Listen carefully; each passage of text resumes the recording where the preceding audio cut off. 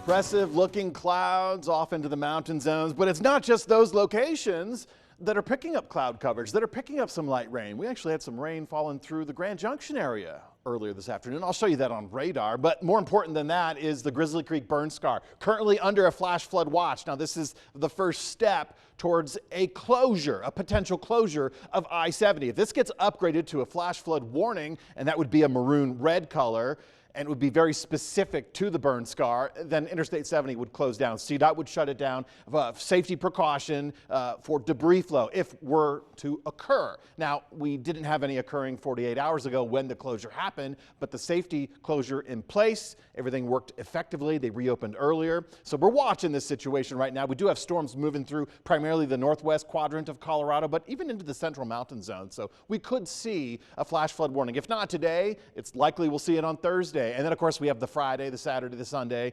Once we get into the beginning of next week, right around the 4th of July, we start to lower our storm chances. Not eliminate, but lower our storm chances. You can see the bulk of the activity off towards the north right now. And when I say north, I'm talking about the Craig area. So if you're in Craig, Colorado, you're dealing with some storms, even north of Meeker. These storms are moving. That's the good news. The storms are moving rather quickly from southwest to northeast. They have about a 45 to 50 mile per hour storm motion. Of course, there's lightning, there's small hail, there's brief heavy downpours.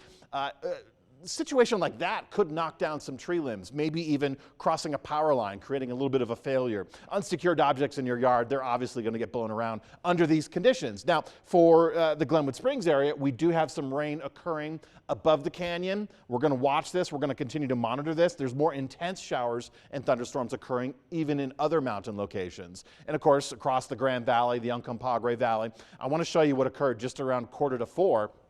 We had storms bumping off the Uncompahgre, right across the Grand Valley, right across Grand Junction, putting down some light rain for some. Officially, it didn't even happen because it didn't hit the airport rain bucket. But we got some rain showers and some intensity right around the Redlands area. And of course, now we're going to bring this radar up to speed, and we're just seeing some storms getting over Highway 50 up and over the Cerro Summit. So if you're traveling Highway 50 eastbound towards Gunnison, monitor the situation with CDOT because that road has delays and closures in place. I think they're going to open it right around the 4th of July, but you need to check in on that if you're traveling, if you have travel plans over 50 over the next couple of days. Temperatures right now, mid-80s at Montrose, mid-90s Grand Junction Delta. Not official, the high temperatures of the day, but that's pretty much where we parked. And this is close to the average for this time of the year. We won't have this opportunity tomorrow. We should get some cooler conditions because we're going to have a lot more cloud coverage, a lot more rain opportunities in the AM and in the PM hours. So that's morning, that's lunch, that's dinner. Showers moving through the region. Right now, wind speeds 5 to 15 miles per hour. Wind gusts between the 15 and the 25 mile per hour zone if you're close to some of these storms. And we will be watching some storms move through tonight. We could see those winds blasting up a little bit. But during the 6 o'clock, the 9 o'clock, we have a couple of opportunities for storms to move through. And this is a perfect setup because high pressure system to our east continuing. Well, yesterday it stopped as it advanced to the west. Now it's starting to fade back a little bit to the east. So it's going to grab from Gulf of Mexico, GOM. It's going to grab source region for rain showers from the Gulf of Mexico, still pulling out of the northern Mexican mountain zones, the Sierra Madres, but also in play is this low pressure system that really halted the advancement of that high pressure system westward, and now it's forcing it back to the east. This low pressure system won't actually track towards us. It'll track away from us, but it's getting in on the action. It's starting to drive in rain potential out of the eastern Pacific, out of the Gulf of California, the GOC. That means we have plenty of opportunities tomorrow for widespread rain showers. And I'm talking, we could see some storms in the early morning hours. We'll see them in the midday hours, and we'll see them into the evening hours. And that'll linger into Friday as well. And you'll see our temperatures will trim back a little bit as a result of the storms and the clouds present. A little bit breezy on the weekend. That's because I feel like we're going to get more storms